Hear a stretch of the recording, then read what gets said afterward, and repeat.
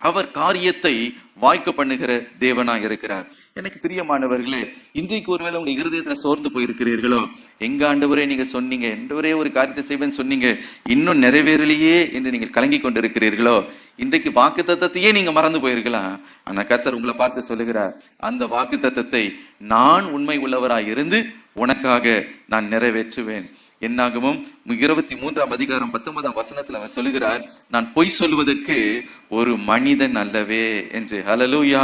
ஆகவே எனக்கு பிரியமானவர்களே, ஆபிரகாம் பாருங்க, இந்த வாக்கு தத்தத்துக்காக காத்து கொண்டிருந்தார்.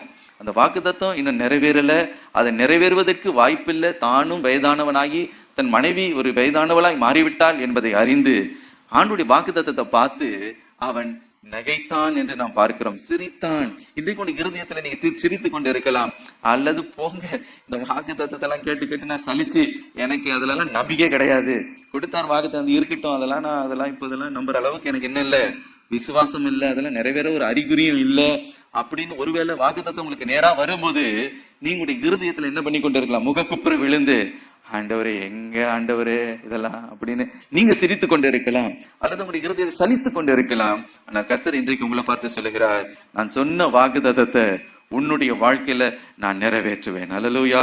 உன்னுடைய மனைவியாகிய சாராளை நான் ஆசீர்வதித்து அவளாலே உனக்கு ஒரு குமாரனை நான் கொடுப்பேன், அவள் தேசங்களுக்கு தாயாய் மாறுவாள், பெரிய தேசங்களுடைய ராஜாக்கள் அவளிடத்திலிருந்து உண்டாக போகிறார்கள். இது எல்லாம் ஆண்டவர் ஆபிரகாமுக்கு கொடுத்த பொழுது முதல் ரியாக்ஷன் என்னன்னா, ஆபிரகாம் முகக்குப்புற விழுந்து நகைத்தான் என்று நாம் பார்க்கிறோம்.